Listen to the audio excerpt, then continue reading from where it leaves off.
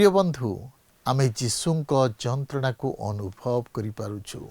दाऊद तांको गीत द्वारा आमको क्रूसर निकट को नहीं जाउछंती। आमे कौन से जीशुंक ठारे विश्वास करुछु कि जे आम निमंते परित्राणर कार्य साधन कले। जीशुंक मधुर वाक्य चला पथे साजे दीप आमरी चरण अलिभा आलोक देई जीवनर प्रतिपादे जीवनर प्रतिपादे बढ़ाए से सत्य पथ प्रदर्शिका से जे पथ प्रदर्शिका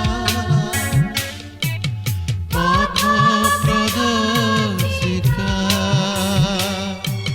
पथ प्रदर्शिका। प्रिय दर्शक बंधु नमस्कार। प्रभु जीशुंक मधुर नाम रे आपन को पथ प्रदर्शिका कार्यक्रम को स्वागत करूछि। आपन किपरि अछंती? मोर विश्वास प्रभुंक दया और अनुग्रह रु आपन निश्चय भल थिबे। आपन नियमित आम कार्यक्रम देखुछंती, शिक्षा लाभ करूछंती और आत्मिक जीवन रे बढ़ुछंती, सेथिबे मु विशेष आनंदित। प्रभु आपन को बहुल भावे आशीर्वाद करंतु। जदि आपन ए पर्यंत आम सहित जोगाजोग करि नाहंती तेबे आज ही आम सहित जोगाजोग करंतु। आपन को मध्यरु अनेक जो माने आम सहित जोगाजोग करुछंती, मु सेमान को निमंते प्रभु को धन्यवाद दिए। आपन को फोन कॉल आम्मान को निमंते बहुमूल्य। आपन निश्चय आम्मान को सहित जोगाजोग करंतु। आजिर अध्ययन मध्य को आम माने जिबा। आजिर अध्ययन रे आम माने गीत संहिता उपरे अध्ययन करिबा। आज आमे पुणी थरे गीत संहिता उपरे अध्ययन करिबा। आमे गत पाठ रे गीत 21 जाए अध्ययन करिछु। आज गीत 22 अध्ययन करिबा। यह प्रार्थनार गीत कि प्रशंसार गीत नुहे। तेबे ई गीतटी कौन? ए गीत रे मसीहंक संबंधी भाववाणी कहा जाई अछि। या नूतन नियम रे सफल हेबा आमे देखु। ए गीतर आरंभ रे आमे सी वाक्य देखु जहाँ प्रभु जीशु क्रूस उपरे थिला बेले कहिथिले। गीत संहिता 22 रु 7 थर नूतन नियम रे उद्धृत करा जाइछि। कारण नूतन नियमर लेखक जानिथिले गीत संहिता 22 रे मसीहंक संबंध रे भाववाणी कहा जाई अछि। जन 18 पर्व रे जहन कहउछंती जीशुंक वस्त्र सैन्यमानक मध्य रे भाग करिबा विषय को नहीं कहउछंती। धर्मशास्त्रर वाक्य जेपरि सफल हेबो सेथिपई एहा घटी अछि जहाँ गीत संहिता 22 रे गीत रचक कहिथिले। सते जेपरि दाऊद जीशु ख्रीष्टंक क्रूसार्पण समय रे से देखुछंती आ लेखुछंती। यह अति गुरुत्वपूर्ण गीत अटे। तेबे आसंतु ए संपर्क रे अधिक आलोचना करिबा पूर्वरु आमे एक भक्तिमूलक गीत सुनिबा। मु तुम स्तुति करिबी तुमरी स्तुति करिबी मु तुम स्तुति करिबी पछिबी नहीं मु आठो भांगे जदि तुम दरे अबा तुम पथरे चले जदि बा दुख संकट आसे पछिबी नहीं मु आठो भांगे जदि तुम दरे अबा तुम पथरे चले जदि बा दुख संकट आसे पछिबी नहीं।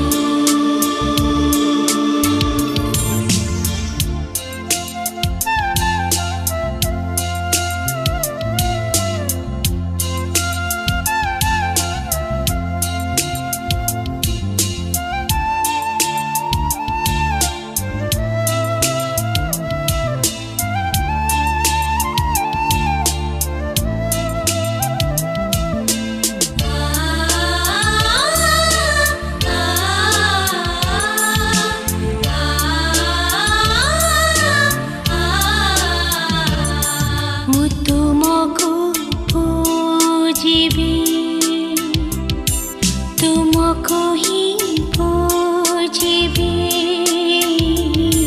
मु तुमको पूजिबी पछेबी नहीं मु आँठो भांगे जदि तुम द्वारे अबा तुम पथरे चले जदि बा दुख संकट से पछेबी नहीं मु आँठो भांगे जदि तुम द्वारे अबा तुम पथरे चले जदि बा दुख संकट से पछेबी नहीं।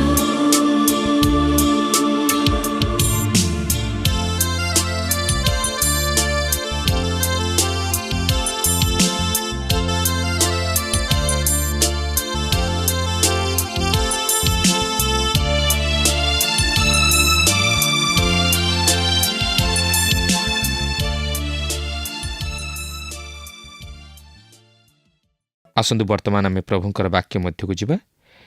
आज आम गीत संहितार 22 पर्वटी को अध्ययन करने निमंते जिबा। एही पर्वर मुख्य आलोचनार प्रसंग होछि ख्रीष्टंक क्रूशविद्धकरण।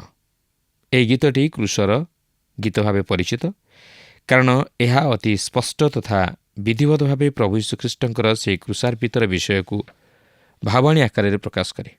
यह वास्तव में आदि पुस्तकर 22 पर्व और जिसाई पुस्तकर 53 पर्व सहित जोगाजोग स्थापन करे।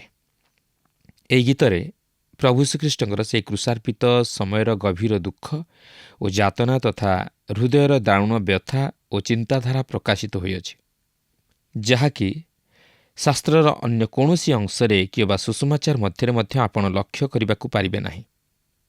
अनेक विद्वान मान विश्वास करती जे प्रकृति में प्रभु यीशु जेतेबेले से क्रूश उपरे थिले सेतेबेले से एही 22 गीतटी को सेठारे उपस्थापित करथिले। एपरिक सुसमाचार मध्य लिपिबद्ध होइथिबा क्रूशर सेही 7 उक्तिर प्रकृत भाव एही गीतरे उपस्थापित करा जाइथिबार आमे लक्ष्य करबाकू पारिबा। किंतु कौन पाई से एते यातना सह्य कले? कौन निजर पाप पाई नुहे, मात्र आम्मानकर पाप निमंते। सेथिपाई प्रथम पितर 2 पर्वर 24 पदरे लेखा अछि, आमे माने जेपरी पाप प्रति मृत होई धार्मिकता निमंते जीवन यापन करू, एथिनिमंते से आपे क्रूश उपर निज शरीर रे आम्मानकर समस्त पाप वहन कले। ताहांक प्रहार रे तुमे माने सुस्थ होइअछ। आसंतु ताहले ए गीत 22 पर्वटी को अध्ययन करबा समय आमे केवल से ख्रीष्टंकर क्रूशीय यातना प्रति समवेदना ज्ञापन न करी निजको सेही क्रूश निकट रखी निजर पापमय तथा कलुषित जीवन मध्य दे ख्रीष्टंकर सेही क्रूशीय यातना को उपलब्धि करू करू ताहांक क्रूश निकट रे आउजी पड़ी कहिबा, हे प्रभु मोर पाप रोगरु मते सुस्थ कर। गीत 22 पर्वटी एहीपरि जणे दिनहीन असहाय और ईश्वर परित्यक्त जीवनर आर्त स्वररू ही आरंभ हुए। यह जदिओ दाऊदंक जीवनर सेही गभीर दुख और यातनार अनुभूति मध्य देई ताहांक अंतरर भाव को प्रकाश करे, मात्र यार वास्तवता ख्रीष्टंकर क्रूशार्पित मृत्युरे ही सफल हुए। या प्रकृति रे ख्रीष्ट को उपस्थापित करे, जेहेतु ख्रीष्ट सेही दाऊदंक वंशरू आगमन कले। ईश्वर दाऊदंकर अनुभूति मध्य देई ख्रीष्ट को प्रकाश कराइले, जार वास्तव सफलता ख्रीष्ट जीवन रे साधित हैला। देखंतु 22 पर्वर प्रथम पदरे एहीपरि लेखा अछि, हे मोर परमेश्वर, हे मोर परमेश्वर, तुमे काहेकि मते परित्याग करिअछ? मते साहाय्य करिबारु ओ मो आर्तनादर उक्तिरु तुमे काहेकि एते दूररे रहुअछ? देखंतु यह थिला प्रकृति रे सेही क्रूश उपरु प्रभु यीशु ख्रीष्टंकर चतुर्थ बाणी, एली एली लामा सबक्तानी, अर्थात हे मोर ईश्वर तुमे मते काहेकि परित्याग कल? हाँ, ईश्वर ताहांको परित्याग करिथिले, किंतु काहेकि? सेही प्रभु यीशु मानव शरीर रे आम्मानको पापरु उद्धार करिया पई आम्मानकर पाप सबु बहन करी निजे पाप स्वरूप हेले और सेही क्रूशरे ताहा हत कले, जेपरि से अनेकंकु अनंत मृत्युरु रक्षा करिबाकु पारंती।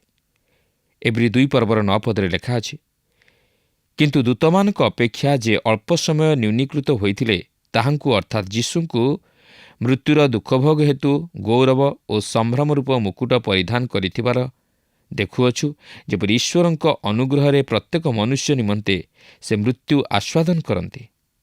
ବାସ୍ତବରେ ପ୍ରଭୁ ଯୀଶୁ ତାହାଙ୍କର ଜୀବନ ଦ୍ୱାରା ନୁହେଁ, ମାତ୍ର ତାହାଙ୍କର କୃଷୀୟ ମୃତ୍ୟୁ ଦ୍ୱାରା ଅନେକଙ୍କୁ ଉଦ୍ଧାର କରନ୍ତି।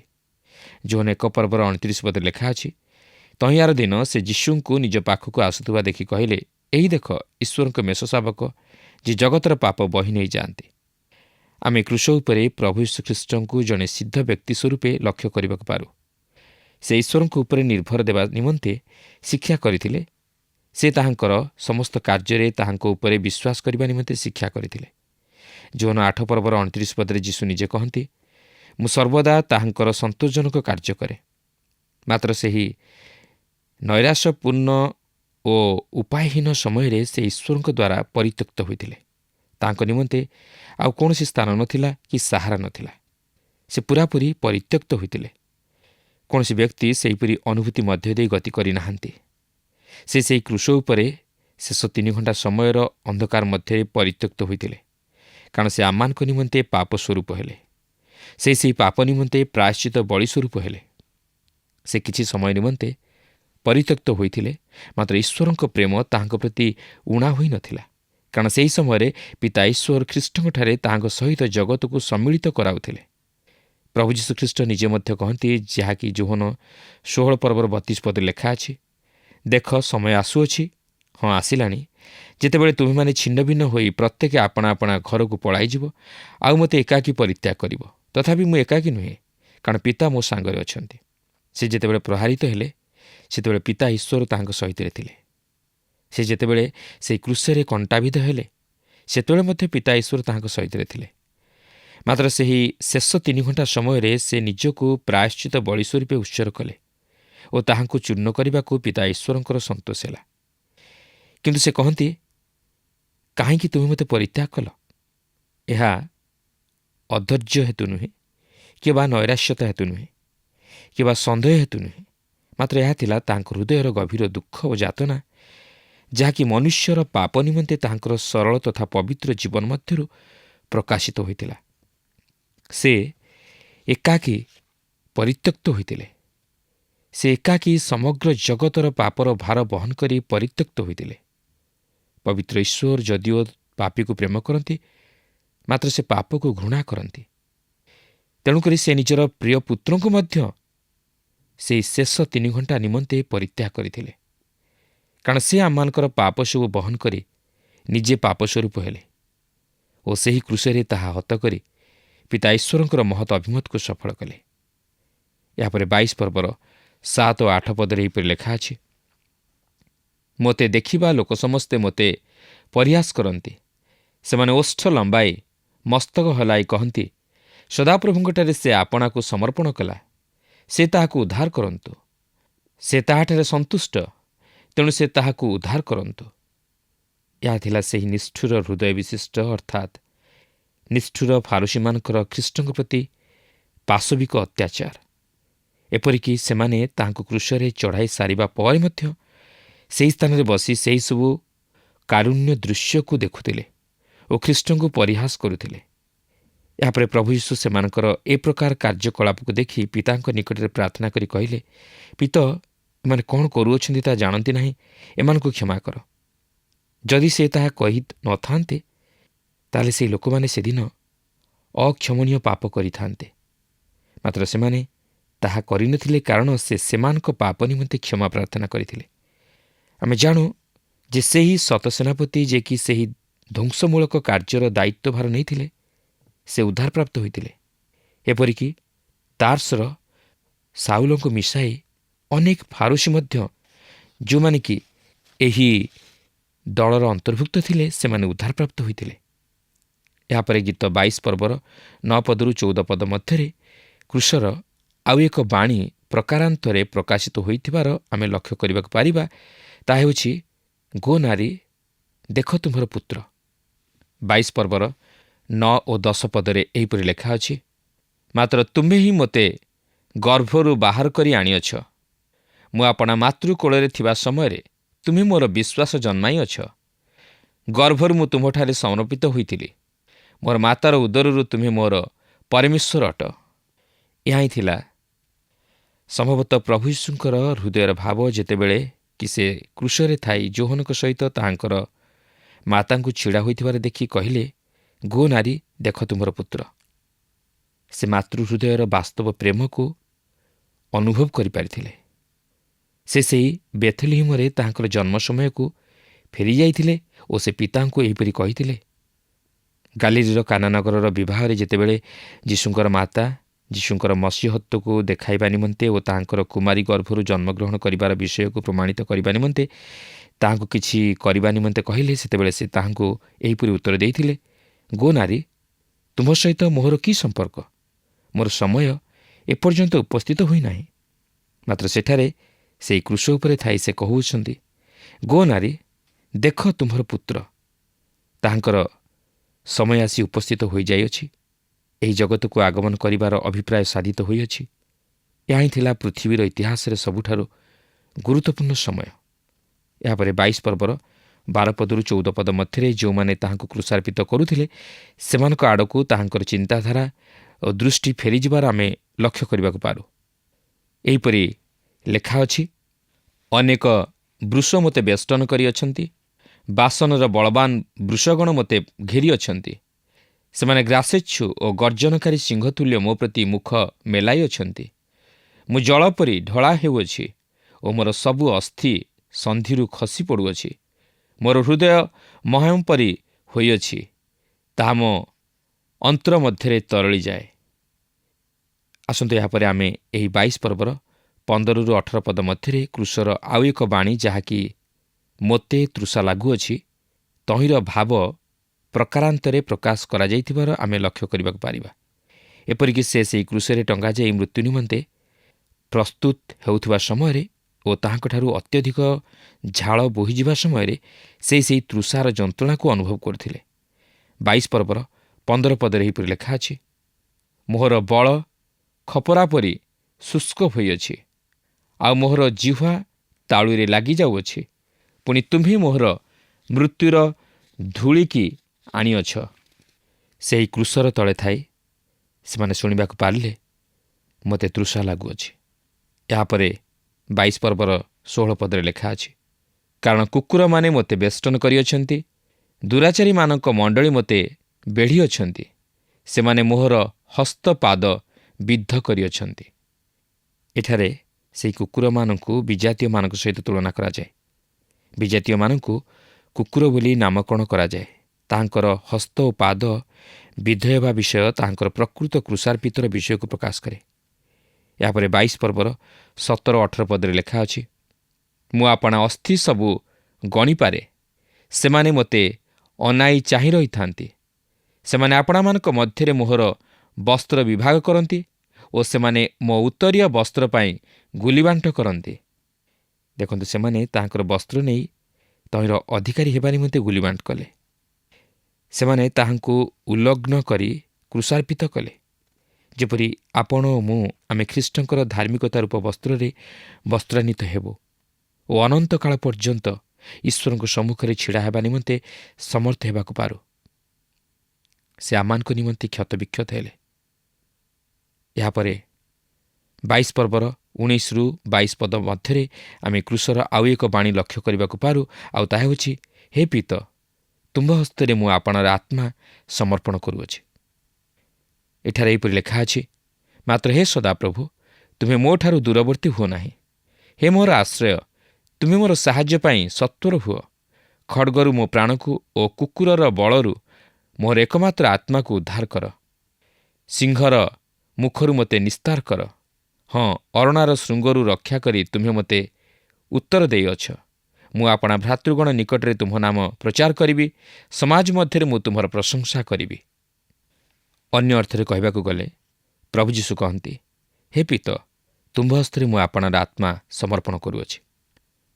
ବର୍ତ୍ତମାନ ଯେତେବେଳେ ଆମେ ଏହି 22 ପର୍ବର 22 ପଦ ମଧ୍ୟକୁ ଆସୁଅଛୁ, ଆମେ ଏକ ଚମତ୍କାର ପରିବର୍ତ୍ତନ ତଥା ଭିନ୍ନତା ଲକ୍ଷ୍ୟ କରିବାକୁ ପାରୁଅଛୁ। ଏଥିପୂର୍ବରୁ ଆମେ ଏହି 22 ପର୍ବରେ ପ୍ରଭୁ ଶ୍ରୀଖ୍ରୀଷ୍ଟଙ୍କର ସେହି ଦୁଃଖ ଭୋଗକୁ ଲକ୍ଷ୍ୟ କରୁଥିଲୁ। ମାତ୍ର ବର୍ତ୍ତମାନ ଆମେ ସେହି ଗୌରବ ଓ ମହିମାକୁ ଲକ୍ଷ୍ୟ କରିବାକୁ ଯିବା। 22 ପଦରେ ଲେଖା ଅଛି, ମୁଁ ଆପଣା ଭ୍ରାତୃଗଣ ନିକଟରେ ତୁମ୍ଭ ନାମ ପ୍ରଚାର କରିବି, ସମାଜ ମଧ୍ୟରେ ମୁଁ ତୁମର ପ୍ରଶଂସା କରିବି। ମୁଁ ଭାବେ ଯେ ସେ ଏହି ଗୀତଟିକୁ ସମ୍ପୂର୍ଣ୍ଣ ଭାବେ ସେହି କ୍ରୁଶ ଉପରେ ପ୍ରକାଶ କରିଥିଲେ। ସେ ପରାଜିତ ହୋଇ ମୃତ୍ୟୁବରଣ କରିନଥିଲେ, କାରଣ ଯେତେବେଳେ ସେ ସେହି ଦୁଃଖ ଭୋଗର ଅନ୍ତିମ ପର୍ଯ୍ୟାୟରେ ଆସି ପହଞ୍ଚିଥିଲେ, ସେତେବେଳେ ସେ କହିଲେ, ଏ ସେହି ସୁଷମାଚାର ଯାହାକି ପ୍ରଚାରିତ ହେବ, ମୁଁ ଆପଣା ଭ୍ରାତୃଗଣ ନିକଟରେ ତୁମ୍ଭ ନାମ ପ୍ରଚାର କରିବି। ପିତର ପ୍ରେରିତ 4 ପର୍ବର 12 ପଦରେ ଏହିପରି କହନ୍ତି, ତାହାଙ୍କ ଛଡ଼ା ଆଉ କାହାଠାରେ ପରିତ୍ରାଣ ନାହିଁ, କାରଣ ଯାହାଦ୍ୱାରା ଆମମାନଙ୍କୁ ପରିତ୍ରାଣ ପାଇବାକୁ ହେବ, ଆକାଶ ତଳେ ମନୁଷ୍ୟମାନଙ୍କ ମଧ୍ୟରେ ଆଉ କୌଣସି ନାମ ଦିଆଯାଇ ନାହିଁ। ଏହାପରେ 22 ପର୍ବର 25 ଓ 26 ପଦ ମଧ୍ୟରେ ଆମେ କ୍ରୁଶର ଆଉ ଏକ ବାଣୀ ପ୍ରକାରାନ୍ତରେ ପ୍ରକାଶ କରାଯାଇଥିବାର ଲକ୍ଷ୍ୟ କରୁଅଛୁ, ଆଉ ତାହା ହେଉଛି, ଆଜି ତୁମ୍ଭେ ମୋ ସହିତ ପାରଦୀସରେ ଉପସ୍ଥିତ ହେବ। ସେହି ଡକାୟତ କ୍ରୁଶ ଉପରେ ଥାଇ କହିଲା, ହେ ଯୀଶୁ, ଆପଣ ନିଜ ରାଜ୍ୟରେ ପ୍ରବେଶ କଲେ ମୋତେ ସ୍ମରଣ କରିବେ। ଖ୍ରୀଷ୍ଟ ତାହାଙ୍କର ମାନତ ପୂର୍ଣ୍ଣ କରିବାକୁ ଯାଇ ସେହି ଡକାୟତକୁ କହନ୍ତି, ଆଜି ତୁମେ ମୋ ସହିତ ପାରଦୀସରେ ଉପସ୍ଥିତ ହେବ। ସଦାପ୍ରଭୁଙ୍କ ଅନ୍ୱେଷଣକାରୀଗଣ ତାଙ୍କର ପ୍ରଶଂସା କରିବା ନିମନ୍ତେ ସେହି ସ୍ଥାନରେ ଉପସ୍ଥିତ ହେବେ ଓ ସେହି ଯେଉଁ ଡକାୟତକୁ ସେ ତାହାଙ୍କ ସହିତରେ ସେହିଦିନ ନେଇଯାଇଥିଲେ, ସେ ମଧ୍ୟ ତାହାଙ୍କର ପ୍ରଶଂସା କରିବେ।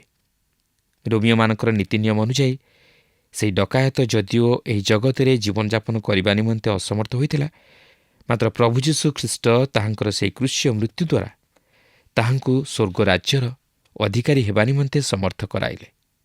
ଏହାପରେ 22 ପର୍ବର 31 ପଦରେ କ୍ରୁଶର ଆଉ ଏକ ବାଣୀ ପ୍ରକାରାନ୍ତରେ ପ୍ରକାଶ କରାଯାଇଥିବାର ଆମେ ଲକ୍ଷ୍ୟ କରୁଅଛୁ, ତାହା ହେଉଛି ସମାପ୍ତ ହେଲା। ଏହା ଥିଲା ଶେଷ ଶବ୍ଦ ଯାହାକି ସେ କ୍ରୁଶ ଉପରେ କହିଥିଲେ। 31 ପଦରେ ଲେଖା ଅଛି, ସେମାନେ ଆସି ଭବିଷ୍ୟତରେ ଜାତ ହେବା ଲୋକଙ୍କ ନିକଟରେ ତାହାଙ୍କ ଧାର୍ମିକତା ପ୍ରଚାର କରି କହିବେ, ସେ ଏହା ସାଧନ କରିଅଛନ୍ତି। ଏହା ସେହି ଈଶ୍ୱରଙ୍କର ଧାର୍ମିକତାକୁ ପ୍ରକାଶ କରେ, ଯାହାକି ଆପଣଙ୍କ ନିମନ୍ତେ ଓ ମୋ ନିମନ୍ତେ ଖ୍ରୀଷ୍ଟ ଯୀଶୁ ତାହା ସାଧନ କରିଅଛନ୍ତି। ସେ ଏହା ସାଧନ କରିଅଛନ୍ତି, ଯାହାର ଅର୍ଥ ସମାପ୍ତ ହେଲା, ଅର୍ଥାତ୍ ସେହି ଧାର୍ମିକତା ଓ ଉଦ୍ଧାରର କାର୍ଯ୍ୟ ସମାପ୍ତ ହେଲା। ଏଥିରେ ଆପଣ ଆଉ ଅନ୍ୟ କିଛି ଯୋଗ କରିପାରିବେ ନାହିଁ, କାରଣ ପରିତ୍ରାଣ ହେଉଛି ଈଶ୍ୱରଙ୍କର ଅନୁଗ୍ରହର ଦାନ, ଯାହାକି ସେ ଖ୍ରୀଷ୍ଟଙ୍କ ମଧ୍ୟ ଦେଇ ସମଗ୍ର ମାନବ ଜାତି ପ୍ରତି ପ୍ରକାଶ କରିଅଛନ୍ତି। ଯଦି ଆପଣ ତାହାକୁ ଅଗ୍ରାହ୍ୟ କରନ୍ତି, ତାହେଲେ ଈଶ୍ୱର ମଧ୍ୟ ଆପଣଙ୍କୁ ଅଗ୍ରାହ୍ୟ କରିବେ। ତେଣୁ ପ୍ରିୟ ବନ୍ଧୁ, ଗୀତ 22 ପର୍ବଟି ଆମମାନଙ୍କ ଉଦ୍ଧାରକର୍ତ୍ତାଙ୍କର ହୃଦୟର ଭାବକୁ ପ୍ରକାଶ କରେ, ଯାହାକି କ୍ରୁଶୀୟ ଯନ୍ତ୍ରଣା ମଧ୍ୟ ଦେଇ କ୍ରୁଶର ସେହି ସପ୍ତ ବାଣୀର ମାଧ୍ୟମରେ ପ୍ରକାଶ ପାଇଥିଲା। ମାତ୍ର ଆମେ ଏହାକୁ ଈଶ୍ୱରଙ୍କର ଦାନ ସ୍ୱରୂପେ ବିଶ୍ୱାସରେ ଗ୍ରହଣ କରିପାରିବା, କାରଣ ସେ ଏହା ସାଧନ କରିଅଛନ୍ତି। ପ୍ରିୟ ବନ୍ଧୁ, ଆଜି କ'ଣ ଆମେ ବାସ୍ତବରେ ଖ୍ରୀଷ୍ଟଙ୍କଠାରେ ବିଶ୍ୱାସ କରୁଛୁ କି? ଆଜି କ'ଣ ଆମେ ତାହାଙ୍କୁ ନିଜର ବ୍ୟକ୍ତିଗତ ଉଦ୍ଧାରକର୍ତ୍ତା ରୂପେ ଗ୍ରହଣ କରିପାରିଛୁ କି? ମାତ୍ର ଈଶ୍ୱର ଏବେ ବି ଆମମାନଙ୍କୁ ସୁଯୋଗ ଦିଅନ୍ତି, ଯେପରି ଆମେ ସେହି ଖ୍ରୀଷ୍ଟଙ୍କଠାରେ ବିଶ୍ୱାସ କରି ସେହି ଅନୁଗ୍ରହର ଅଧିକାରୀ ହେଉ। ପ୍ରିୟ ବନ୍ଧୁ, ବର୍ତ୍ତମାନ ହେଉଛି ଅନୁଗ୍ରହର ସମୟ। ପ୍ରଭୁ ଯୀଶୁଙ୍କର ଅନୁଗ୍ରହ ଲାଗି ଆଜି ଆମମାନେ ଜଗତ ମଧ୍ୟରେ ବଞ୍ଚି ରହିବା ପାଇଁ ସୁଯୋଗ ପାଇଛୁ। ଯଦି ଆମମାନେ ଆମମାନଙ୍କର ଜୀବନକୁ ସମୀକ୍ଷା କରିବା, ତାହେଲେ ଆମେ ଏହି ଜଗତ ମଧ୍ୟରେ ଗୋଟିଏ ମୁହୂର୍ତ୍ତ ବଞ୍ଚି ରହିବା ପାଇଁ ମଧ୍ୟ ଯୋଗ୍ୟ ହୋଇପାରିନଥାନ୍ତୁ। କିନ୍ତୁ ପ୍ରଭୁଙ୍କ ନାମର ଧନ୍ୟବାଦ ହେଉ ଯେ ପ୍ରଭୁ ଆମମାନଙ୍କୁ ପାପରୁ ଉଦ୍ଧାର କରିବା ନିମନ୍ତେ ନିଜେ ପ୍ରାୟଶ୍ଚିତ ବଳି ସ୍ୱରୂପ ହେଲେ। ସେ ଆମମାନଙ୍କ ନିମନ୍ତେ ସେହି କ୍ରୁଶୀୟ ଯନ୍ତ୍ରଣା ସହ୍ୟ କଲେ।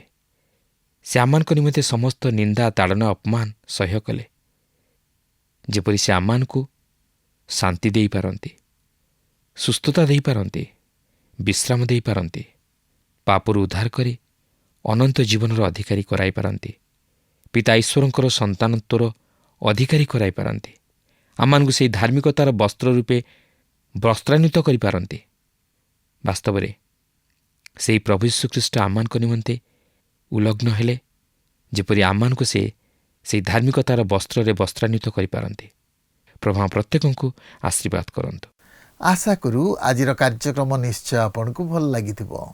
आमे अध्ययन करुथिलु जे गीत 22 रे जीशुख्रीष्टଙ୍କ क्रूसार्पित संपर्करे भाववाणी कुहा जाई अछि। दाऊद एही गीत प्राय जीशुख्रीष्टଙ୍କ क्रूसार्पितर 1000 वर्ष पूर्वरु लिखिछन्ति। ता किपरि से जानि परिथिले सेथिर उत्तर अति सहज। पवित्र आत्माଙ୍କ चालनारे से ताहा लिखिथिले। तेणु प्रेरित पुस्तकरे लेखा जाए जे दाऊद जणे भाववादी थिले। आमे लक्ष्य करू जे ए गीत को दुई भागरे विभक्त करा जाइछि। प्रथम भागरे प्रार्थना और द्वितीय भागरे प्रशंसा। प्रथम भागरे तांको दुख भोग और द्वितीय भागरे तांको सफल कार्य। जीशु क्रूस उपरु अन्य मानक निमंते चिंता करुछंती आउ सेमानक निमंते प्रार्थना करुछंती। जेतेबेले देश जाक अंधकार व्यापी गला जीशु एक कथा कहले, हे ईश्वर काहेकि मते परित्याग कल। से पिता बोली कहूनाहांती। प्रिय बंधु, आमे जीशुंक जंत्रणा को अनुभव करि पारुछु। दाऊद तांको गीत द्वारा आमको क्रूसर निकटवर्ती करुछंती। आमे कौन तांकठारे विश्वास करुछु कि? आज तो आम समय शेष हेलानी।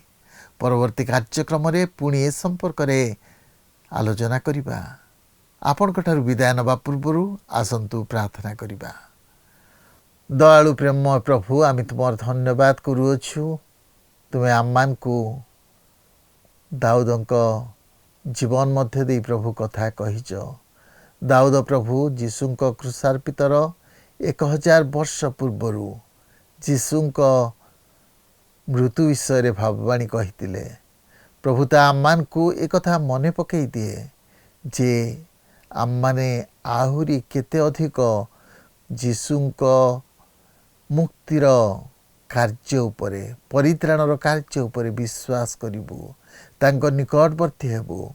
प्रभु तुमे आम्मान को सहाय्य कर। आमे जेपरि प्रभु क्रूसर निकटतर हो, आम पापरु आम्माने क्षमा पाऊ। प्रभु से अनुग्रह तुमे आम्मान को दान कर।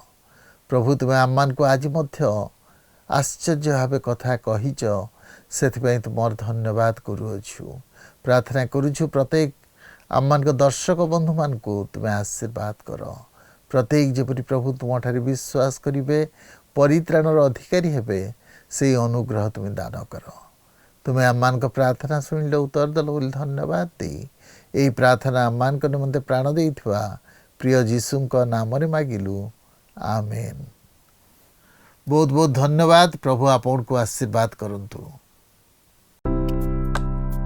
गत प्रश्नर उत्तरटी होउची बी सूर्य। आजिर प्रश्नटी होउची गीत संगीता 22 पर्वटी केउ गीत भाबे परिचित? ए क्रूस, बी प्रेम, सी प्रशंसा, डी भरोसा।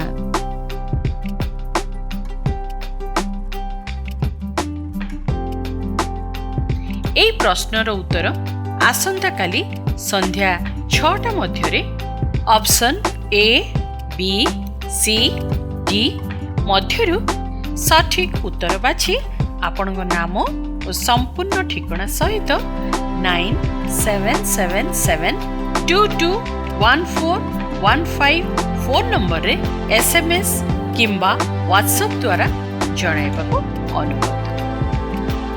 जदि आपको आम कार्यक्रम भल लगुच तेबे 0444908126 रे मिस्ड कॉल दे विजयी होई परिबे। गत सप्ताहर विजय दर्शक बंधु हेले भुवनेश्वर निशामणि और परिवार।